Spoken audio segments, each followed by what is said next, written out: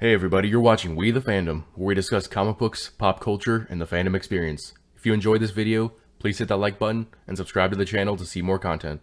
How's it going everybody? Jacob here at We the Fandom. I've noticed this image making the rounds and all the noise surrounding the fact that Jonathan Kent was recently turned bisexual, much like what happened to Tim Drake recently, as well as the fact that Superman is no longer saying truth, justice, and the American way, but rather saying truth, justice, and a better world.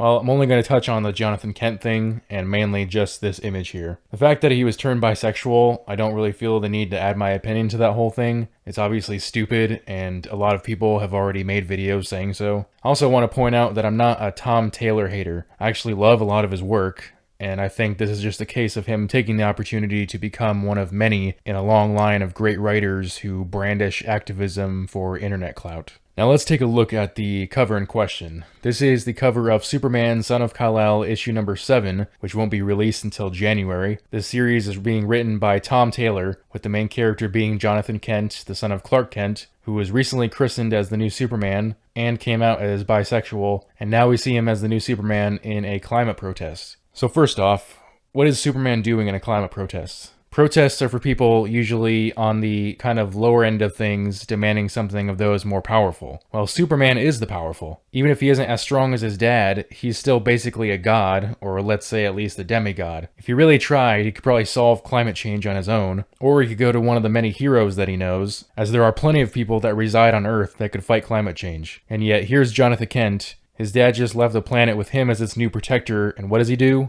Holds up a sign. But what I thought was even more stupid was that Tom Taylor had this kid with a sign that says, "There's no planet B." Now that's absolutely true. As far as we know, there isn't a planet B, in reality. But this story takes place in the DC universe.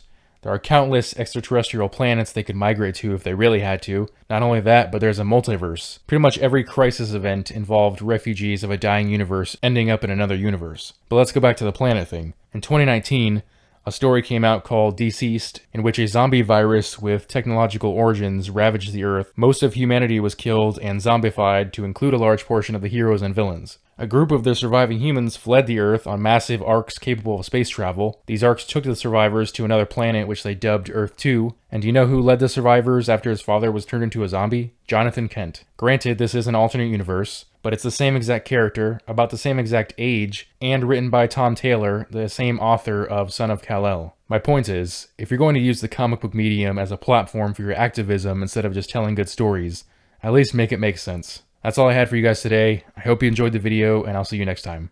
Bye.